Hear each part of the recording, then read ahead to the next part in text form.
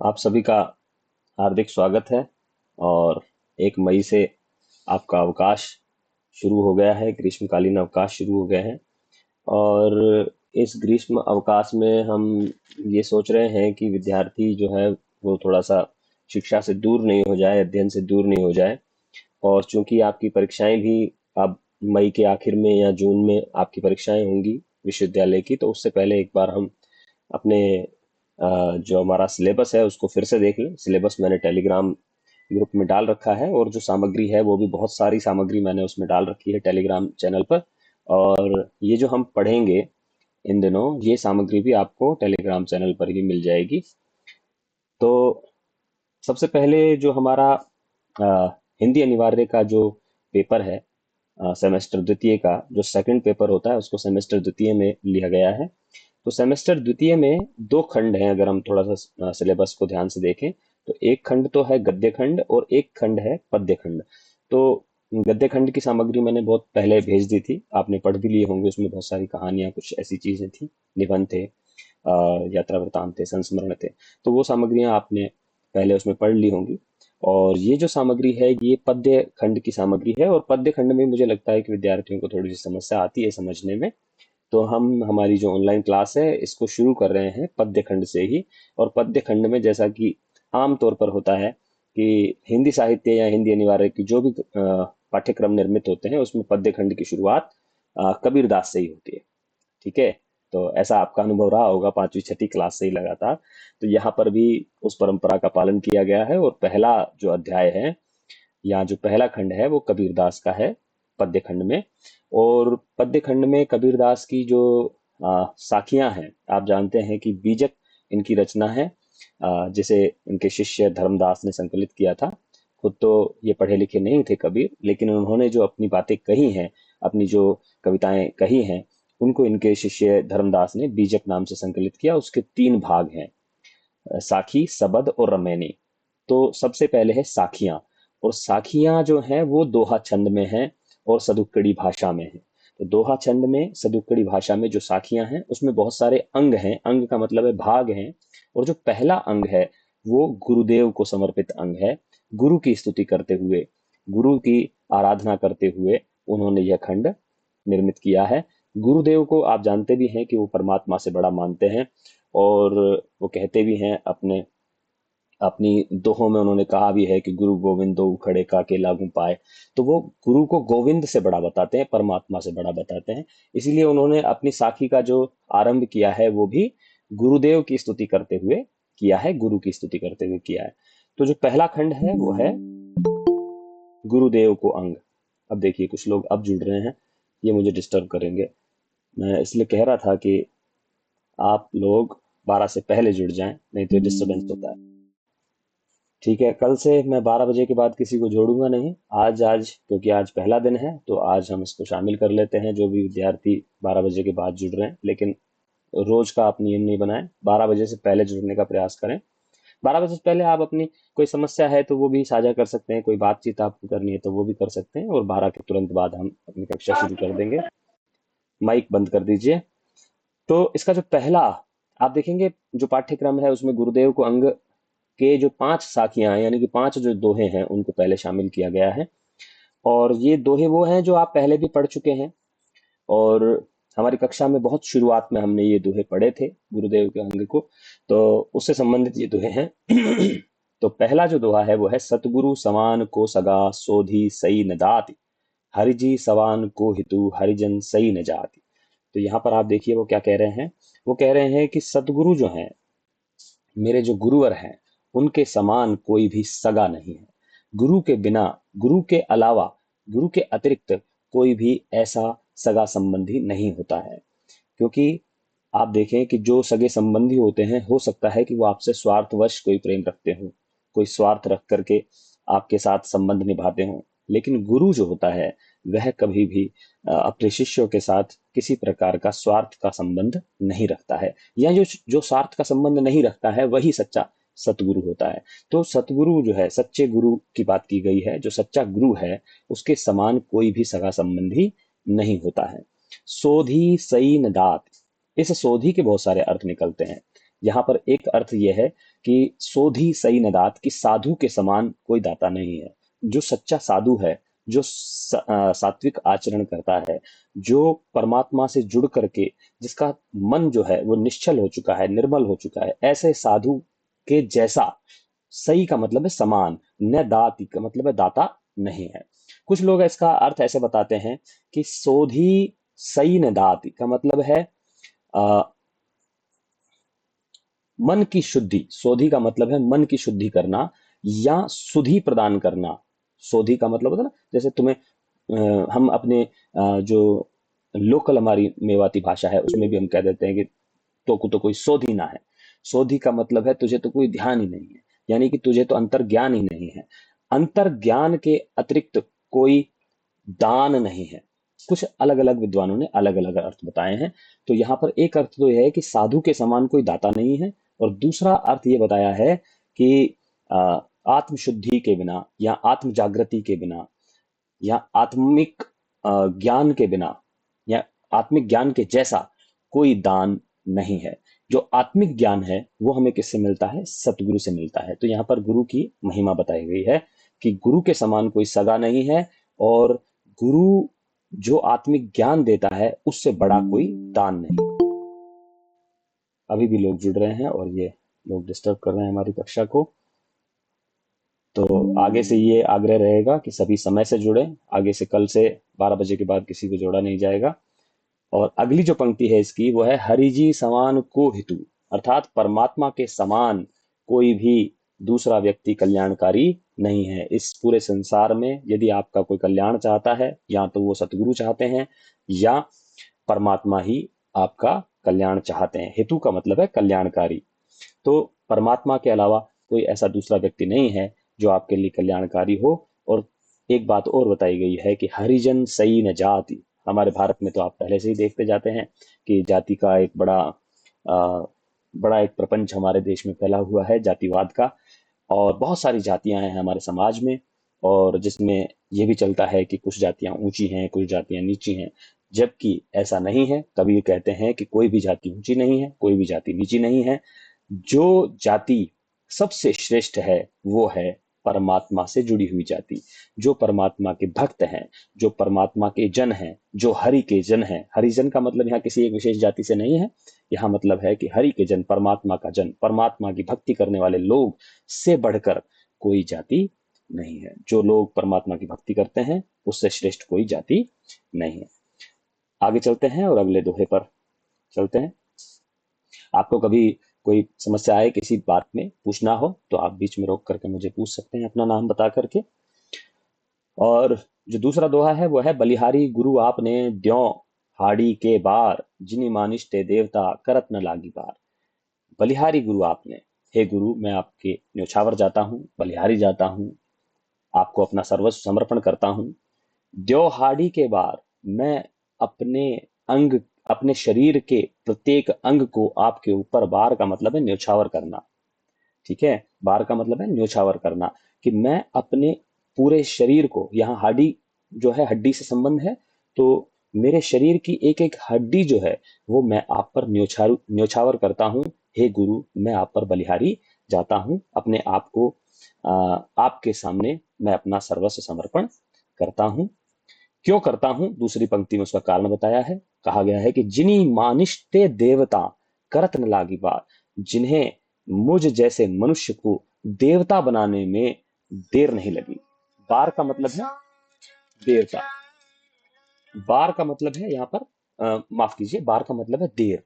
बार का मतलब है देर, और यहाँ जो बार है इसका मतलब है न्योछावर करना, वारना, न्योछावर करना। ठीक है जी। तो यहाँ पर बार बार जो शब्द है इसमें यमक अलंकार है। यमक अलंकार वहां होता है जहां एक जैसे दो शब्द हो और दोनों में पर्याप्त अंतर हो उसके अर्थों में। तो कहा गया है कि हे गुरु मैं आप पर न्योछावर जाता हूँ, अपने आप को आप पर न्योछावर करता हूँ, क्योंकि आपने मुझ जैसे एक सामान्य मनुष्य को देवता बनाने में बिल्कुल भी देर नहीं लगाई। थोड़ा सा ही मुझ पर आपने कृपा की, और उस छोटी सी कृपा से मैं आज अपने भीतर देवत्व का अनुभव कर रहा हूं। आगे देखते हैं। सतगुरु की महिमा अनत, अनत किया उपकार, लोचन अनत उघाड़िया, अनत दिखावन हार। कि मेरे जो सतगुरु हैं, मेरे जो परम श्रद्धेय मेरे गुरु हैं, उनकी महिमा अपरंपार है। अनत का मतलब है अनंत है। अनंत किया उपकार, उन्होंने मुझ पर अनंत उपकार किए हैं। ठीक है, अनंत का मतलब है यहाँ पर अनंत, अनंत जो शब्द आया है उसका मतलब है अनंत। मेरे गुरु की महिमा अनंत है, जिसकी कोई सीमा नहीं है। उन्होंने मुझ पर अनेक उपकार किए हैं, अनंत उपकार किए हैं। उन्होंने मेरे लोचन अनंत उघाड़िया। देखिए, नेत्र तो ये दो हैं जो सामने दिखाई दे रहे हैं। लोचन का मतलब नेत्र होता है। मेरे नेत्र जो सामने दिखाई दे रहे हैं दो, ये तो हैं ही, लेकिन इसके अलावा मेरे आत्मा के अनंत नेत्रों को उन्होंने उघाड़ दिया है। यानी कि मेरे जो ज्ञान चक्षु हैं, मेरे ज्ञान के जो नेत्र हैं, उनको उन्होंने उघाड़ना मतलब खोल दिया है।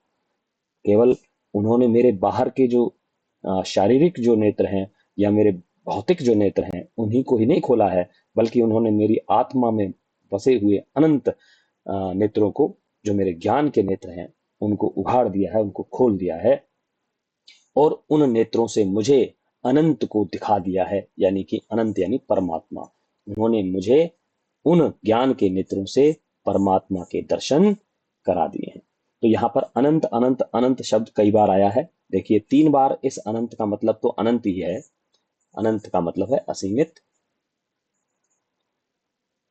ठीक है, अनंत जिसका अंत न हो, अनंत। ठीक है, और इस अनंत का मतलब है परमात्मा। जो असीम परमात्मा है, उसको मुझे दिखा दिया है। ठीक है जी। तो यहाँ पर वो अपने सतगुरु की महिमा बता रहे हैं और कह रहे हैं कि मेरे गुरु की महिमा इतनी श्रेष्ठ है कि वो मुझ पर उन्होंने अनंत उपकार किए और मेरे ज्ञान के अनंत नेत्रों को उन्होंने उघाड़ दिया, और उन्हीं नेत्रों से मैं आज मेरे परमात्मा को देखने के योग्य हो सका हूं, समर्थ हो गया हूं। चौथा देखते हैं। राम नाम के पट तरे देबे के कछु नाहि, क्या ले गुरु संतोषिए होस रही मन माए। मेरे गुरु ने मुझे क्या दिया है? राम का नाम दिया है। मेरे गुरु ने मुझे क्या दिया? राम का नाम दिया। और अगर आप थोड़ा सा इतिहास में जाएं और कबीर के जीवन को समझें, तो कबीरदास जो है वो रामानंद के शिष्य थे। एक बार कबीरदास जो है रामानंद से मिलने के लिए, क्योंकि छोटी जाति से समझे जाते थे, इसीलिए सीधा सीधा रामानंद से मिलने नहीं दे रहा था कोई, तो जाकर के काशी के गऊ घाट पर वो एक एक सीढ़ी पर जाकर के लेट गए कि सुबह जब रामानंद मिलेंगे, दिखेंगे, गुजरेंगे यहाँ से, तो उनसे मैं बात कर लूंगा।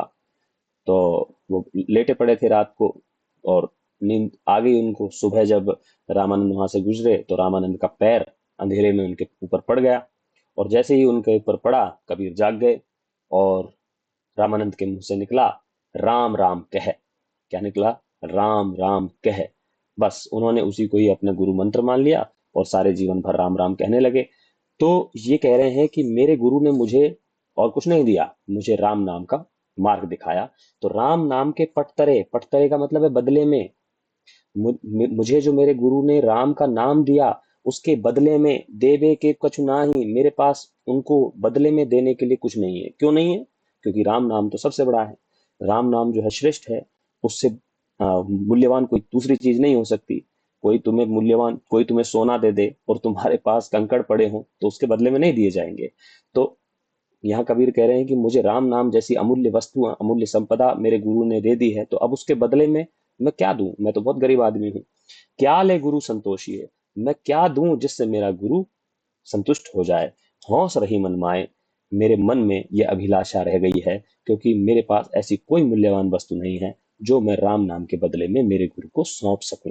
इसीलिए यह हौस, यह अभिलाषा मेरे मन में जो है वो छुपी हुई है, कि मैं देना तो चाहता हूं, लेकिन चूंकि मैं दे नहीं सकता हूं, कोई भी चीज इतनी मूल्यवान नहीं है।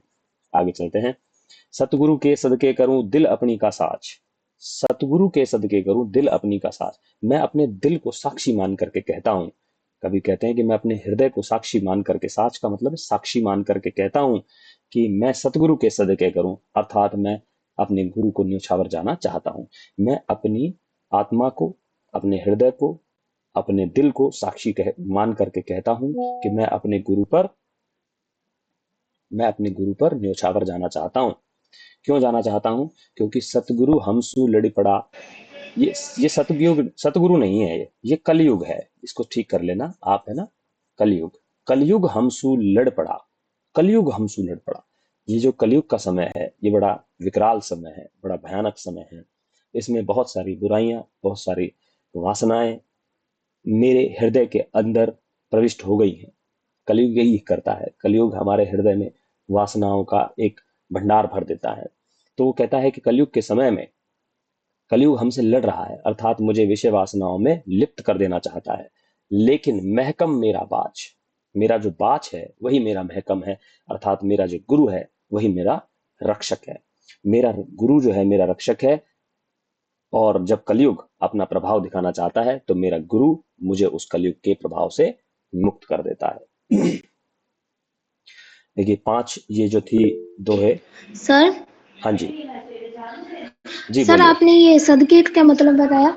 सदके का मतलब न्योछावर जाना। अच्छा, सदके का मतलब ठीक है होता है सर। न्योछावर होना, ठीक है। चलिए, जी सर।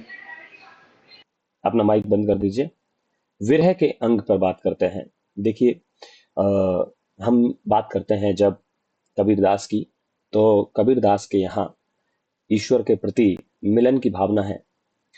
और जब ईश्वर न मिले तो उसके प्रति विरह की भावना भी है, ठीक है। और जहाँ मिलन की भावना रखता है कोई व्यक्ति, और जब ईश्वर न मिले तो अ, उसके प्रति जानने की इच्छा रखता है, और अगर न मिले तो उसके प्रति विरह का अनुभव करता है। इसी को रहस्यवाद कहते हैं। क्या कहते हैं? रहस्यवाद। तो कबीर की रचनाओं में रहस्यवाद की भावना भी है, क्योंकि उनका जो परमात्मा है, जो कबीर का परमात्मा है, कोई भौतिक व्यक्ति नहीं है, ठीक है। वो दिखता नहीं है, यहाँ तक कि वो निराकार भी है। कबीर तो निर्गुण पंथ के संत हैं, इसीलिए वहां पर निराकार ईश्वर की बात की गई है, अज्ञात ईश्वर की बात की गई है, अज्ञात प्रियतम की बात की गई है। तो कबीर ने अपनी आत्मा को एक स्त्री के समान मानते हुए और परमात्मा को एक पुरुष के समान मानते हुए उससे मिलन की अभिव्यक्ति उन्होंने की है। मिलन न हो पाने की स्थिति में वो अपने हृदय में विरह का भी अनुभव करते हैं कि परमात्मा मुझसे कब मिलेंगे। और वो रोने की बात भी करते हैं, दुख भी प्रकट करते हैं अपना। और कहते हैं कि जब हम किसी से प्रेम करते हैं तो यदि हमें जितना ज्यादा दुख हो रहा है तो समझिए कि हम उस व्यक्ति से उतना ज्यादा प्रेम करते हैं। किसी के जाने से आपको कोई प्रभाव नहीं पड़ा तो समझिए कि आप उस व्यक्ति से प्रेम नहीं करते हैं। तो प्रेम की जो सच्ची कसौटी है, जो उसका मापदंड है प्रेम को नापने का, वो यही है कि किसी से प्रेम करने के बाद यदि आप उसके जाने से, उससे दूर होने से तकलीफ का अनुभव करते हैं, दुख का अनुभव करते हैं, कष्ट का अनुभव करते हैं, तो ही समझिए कि आप उससे सच्चा प्रेम करते हैं। तो कबीर क्योंकि परमात्मा से सच्चा प्रेम करते हैं, इसीलिए परमात्मा से दूर होने पर उन्हें विरह का अनुभव होता है, दुख का अनुभव होता है।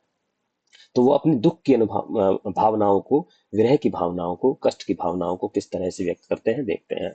वो कहते हैं, रात्यो रूनी विरहनी जू बच्चों को कुंज। कुंज का मतलब यहाँ क्रौंच पक्षी से है, हंस पक्षी से है। क्रौंच जैसे हंस कहते हैं हम लोग। तो क्रौंच पक्षी जो है, जिस तरह वह अपने प्रियतम से या अपने प्रियजनों से या अपने बच्चों से पृथक हो जाने पर, ऐसा कहा जाता है कि क्रौंच पक्षी, यहाँ वैसे बच्चों शब्द आया है लेकिन इसका मतलब प्रियजन से है। क्रौंच पक्षी के बारे में कहा जाता है कि वह जब अपने प्रिय व्यक्ति से, प्रिय पक्षी से, जो कि दूसरा उसका जोड़ा होता है, उससे जब वह पृथक हो जाता है, उससे अलग हो जाता है, तो उसके जैसा विरह कोई अनुभव नहीं करता, उसके जैसा कष्ट अनुभव कोई नहीं करता। आप जानते होंगे आदिकवि वाल्मीकि ने जब रामायण लिखी, तो उन्होंने जो रामायण लिखी उसका बीज जो था, उसका वो प्रकट कैसे हुई। उन्होंने ऐसा देखा कि एक क्रौंच पक्षी को एक बहेलिया ने मार दिया है, एक शिकारी ने मार दिया है। तो जब उसका जोड़ा मर गया, यानी कि उसके जो साथी था, क्रौंच पक्षी का जो साथी था, जब वह मर गया, तो दूसरा जो क्रौंच पक्षी है उसने ऐसी चित्कार भरी, ऐसा दुख प्रकट किया कि वाल्मीकि जो था वो बड़ा कठोर हृदय व्यक्ति था, उसके हृदय में भी करुणा का स्रोत फूट गया और वह एक वाल्मीकि नाम का एक महाकवि बन गया। और उन्होंने अपने रामायण का जो शुरुआत की है, उन्होंने रामायण का जो पहला श्लोक लिखा है उन्होंने संस्कृत में, वो है भी माँ निषाद प्रतिष्ठाम त्वम गम है शाश्वती समाह। तो वो कहते हैं कि क्रौंच पक्षी जो है, यहाँ कबीरदास भी कह रहे हैं कि क्रौंच पक्षी जो है जिस प्रकार अपने प्रियजन से अलग हो जाने पर सारी रात रात्रि रोनी विरहनी रोता रहता है, जिस तरह से मुक्त कोई प्रियतम से पृथक होकर के विरहिणी स्त्री रात भर रोती रहती है। तो यहाँ दो बात आई है, एक तो विरहिणी, एक आया क्रौंच पक्षी। तो क्रौंच पक्षी भी अपने प्रियतम से बिछुड़ने के बाद रोता रहता है, और उसी तरह से विरहिणी स्त्री भी अपने प्रियतम से दूर होने पर रोती रहती है। रात्युं रूनी विरहिणी, रात भर रोती रहती है। ठीक है। कबीर कहते हैं कि कबीर अंतर प्रजल्या, कबीर कहते हैं कि मैं भी ऐसे ही विरहनी और क्रौंच पक्षी की तरह मेरे हृदय में भी आग जली रहती है। अंतर का मतलब है हृदय, और प्रजल्य का मतलब है जल रहा है। मेरा भी हृदय जल रहा है। प्रगट्या विरहा पुंज, मेरे हृदय में भी विरह की अग्नि, पुंज का मतलब है अग्नि, प्रकट हो चुकी है। ठीक है। तो यहाँ पर वो अपनी विरह के बारे में बता रहे हैं कि जिस तरह से क्रौंच पक्षी और विरहिणी स्त्री अपने प्रियतम से और क्रौंच पक्षी से दूर रहने पर उसके हृदय में विरह की आग जलती रहती है, ऐसे ही कबीर के हृदय में भी परमात्मा से दूर होने पर विरह की आग प्रकट हो चुकी है। आगे देखते हैं। अंबर कुंजा कुरलिया, गरज भरे सप्ताल, जिन थे गोविंद बीछुटे, तिनके कौन हवाल। कबीरदास यहाँ फिर से कुंजा शब्द का प्रयोग कर रहे हैं, क्रौंच शब्द पक्षी की बात कह रहे हैं, और कहते हैं कि जिस तरह क्रौंच पक्षी अपने प्रियतम से बिछुड़ जाता है, या कुरल कुरल पक्षी अपने प्रियतम से बिछुड़ जाता है, तो वह पूरे अंबर को, पूरे आकाश को अपनी गर्जना से भर देता है। ठीक है। और जब वह गर्जना करता है, रोता है, तो पूरे अंबर में उसकी आवाज गूंजती है, और वह अपनी आंसुओं से सारे तालाब भर देता है। ठीक है। वह रोता है और रो करके अपने तालाब भर देता है। इसके अलग अलग लोगों ने अलग अलग अर्थ बताए हैं। कुछ लोगों ने बताया कि जब पक्षी रोता है, कुंजा पक्षी जब रोता है और अंबर से बरसात होने लगती है और उस बरसात से पानी भर जाता है। लेकिन मेरा मानना है कि इसका अर्थ ये है कि हम एक मुहावरे के तौर पर कहते हैं, एक लोकोक्ति के तौर पर कहते हैं कि रो रो कर उसने तो नदियां बहा दी, उसने तो तालाब भर दिए। तो इसी तरह से एक मुहावरे का प्रयोग करते हुए उन्होंने कहा है कि जब क्रौंच पक्षी रोता है, कुरल पक्षी रोता है अपने प्रियतम से बिछुड़ने पर, तो वह आकाश को गुंजा देता है, और रो रो करके सारे तालाब पानी से भर देता है, आंसुओं से भर देता है। कबीरदास दूसरी पंक्ति में कहते हैं कि जिन थे गोविंद बिछुटे, तिनके कौन हवाल। अब कबीर कहता है कि जब क्रौंच पक्षी, एक साधारण पक्षी, अपने प्रियतम पक्षी से दूर होने पर ही तालाब भर देता है रो रो करके, तो आप सोचिए कि जो आत्माएं अपने परमात्मा से बिछुड़ गई हैं, गोविंद से बिछुड़ गई हैं, उनका भला क्या हाल होगा। अर्थात वह तो और भी ज्यादा विरह का अनुभव करते होंगे। कबीरदास अपने हृदय की बात कर रहे हैं। आमतौर पर लोगों को ये पता ही नहीं होता है कि उनकी आत्मा परमात्मा से बिछड़ी हुई है ना। लेकिन कबीरदास जानते हैं इस बात को कि उनकी आत्मा परमात्मा से बिछुड़ चुकी है, और उसकी आत्मा का उद्देश्य परमात्मा से मिलन करना ही है। इसीलिए वो ये कह रहे हैं कि मेरी आत्मा चूंकि परमात्मा से बिछुड़ गई है, तो मेरी इस आत्मा का क्या हाल होगा। एक सामान्य पक्षी दूसरे पक्षी से पृथक होकर के इतना कष्ट उसके हृदय में उत्पन्न होता है, तो ऐसी आत्माएं जो जागृत हो चुकी हैं और जिन्हें पता है कि वो परमात्मा से बिछुड़ गई हैं, तो उस विरह का अनुभव कितना तीव्र होगा, उसकी पीड़ा कितनी तीव्र होगी, उसको वो बता रहे हैं। आगे देखते हैं। चकवी बिछुटी रैन की आई मिली प्रभात, कि चकवा पक्षी के बारे में कहा जाता है कि वो रात को, दोनों जो जोड़ा होता है चकवा चकवी का, वो बिछुड़ जाते हैं। ठीक है। क्योंकि वो रात को देख नहीं पाता है, तो सारा दिन तो वो खूब आनंद में मग्न रहते हैं, लेकिन रात होते ही वो दोनों एक दूसरे से बिछुड़ जाते हैं। चकवी बिछुटी रैन की। लेकिन एक बात और भी अच्छी है कि सुबह वो मिल जाते हैं। आई मली प्रभात, चकवा पक्षी रात को अपने प्रियतम से दूर हो जाता है, और सारी रात ऐसा कहते हैं कि वो चांद को देखता रहता है। चकवा पक्षी, चक्रवाक पक्षी, या उसको पपैया भी कहते हैं आप लोग, पपीहा। ठीक है। तो चकवा पक्षी जब अपने प्रियतम से दूर हो जाता है, या चकवी पक्षी जो है वो अपने चकवा से जब दूर हो जाती है, तो रात को चांद को देखती रहती है। लेकिन वह सुबह विरह का अनुभव, रात भर विरह का अनुभव करके सुबह अपने प्रियतम से मिल जाती है। लेकिन कबीर कहते हैं कि जे जन बिछटे रामसू, लेकिन जो लोग राम से बिछड़ जाते हैं, वे न तो दिन में ही मिल पाते हैं और न ही रात में मिल पाते हैं। मैंने अभी थोड़ी देर पहले कहा कि कुछ लोगों को तो ये अनुभूति ही नहीं होती कि वो अपने परमात्मा से बिछुड़ गए हैं। वो अपने जीवन में और ही कुछ चल रहा होता है। वो सोचते हैं कि आनंद जो है वो कार में है, वो समझते हैं कि घर बनाने में ही आनंद है, वो अपने परिवार में ही मग्न रहते हैं, वो अपने दोस्तों में ही मग्न रहते हैं, वो अपने अपनी दुश्मनी निभाने में ही मग्न रहते हैं। वो ये भूल ही जाते हैं कि हमारा उद्देश्य बहुत बड़ा है। हमारी जो आत्मा है, उसका जो सबसे बड़ा उद्देश्य है वो है परमात्मा से मिलना, परमात्मा की अनुभूति करना। तो कबीर कहते हैं कि जो जन बिछुटे राम से, जो राम से बिछुड़ गए, जो परमात्मा से बिछुड़ गए हैं, वे न तो दिन में ही मिल पाते हैं, न रात में ही मिल पाते हैं। और कबीर जैसी आत्माएं जो जान चुकी हैं इस तथ्य को कि वो अपने राम से बिछुड़ गए हैं, वे न तो दिन में चैन पाते हैं, वो न रात में चैन पाते हैं। इसलिए कबीरदास कहते भी हैं कि एक अन्य जगह पर कबीर कहते हैं कि क्या कहते हैं, एक बहुत सुंदर बात कहते हैं वो कि जिसमें वो कहते हैं कि कुछ लोग आ, हाँ ऐसा ही है, कुछ ध्यान नहीं आ रहा। दुखिया दास कबीर है, जागे अरु रोवे। हाँ, सुखिया सब संसार है। देखिए कई बार चीजें होती हैं पीछे चली जाती हैं, इसलिए ध्यान नहीं आती हैं अचानक से। अभी मैं याद कर रहा हूँ तो ऐसे कहते हैं कि सुखिया सब संसार है, खावे अरु सोवे। सुखिया सब संसार है, खावे अरु सोवे।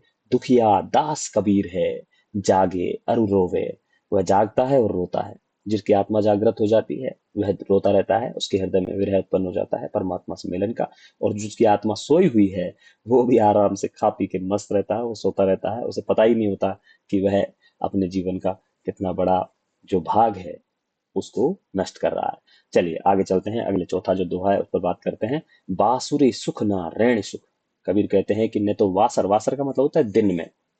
देखिए अभी जो मैंने बात कही वही बात आ गई है कि वासरु सुख ना रैण सुख। न तो दिन में ही सुख है और न रैण मतलब रात, न तो रात में सुख है। ना सुख सपने ही माए, और न ही किसी सपने से ही मुझे सुख मिलता है।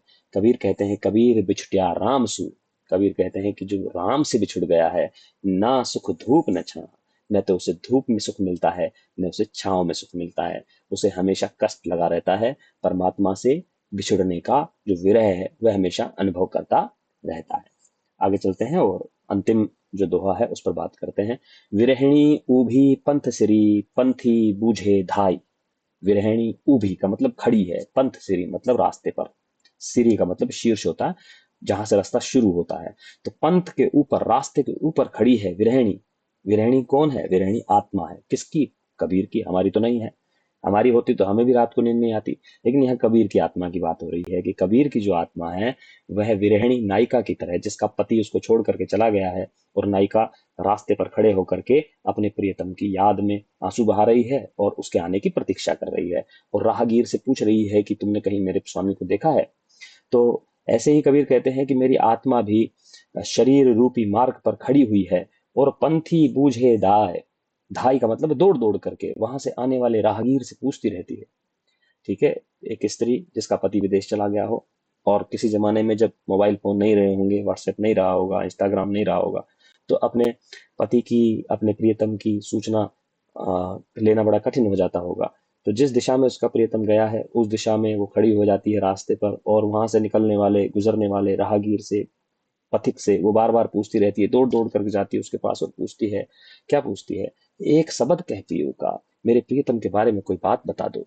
कोई तो बात बताओ मेरे प्रियतम की कि वो मुझसे कब आकर के मिलेंगे, मुझसे मिलेंगे या नहीं मिलेंगे, कब मिलेंगे। कोई बात मेरे प्रियतम की मुझे बताओ, तुम मेरे प्रियतम को जानते हो क्या? तो जिस तरह से स्त्री अपने प्रियतम के बिछड़ने पर विरह का अनुभव करती है, उसी तरह कबीर कहते हैं कि मेरी आत्मा भी परमात्मा से बिछुड़ने पर वही अनुभव करती है जो एक स्त्री अपने पति से बिछड़ने पर करती है। तो कबीरदास का चैप्टर यहीं समाप्त होता है और ये 10 दोहे हैं कबीरदास के। मैं समझता हूँ आपको बहुत अच्छे से समझ में आ गया होगा। और अगली कक्षा में हम कुछ और जो पद्य भाग है हमारे पाठ्यक्रम में उस पर बात करेंगे। धन्यवाद।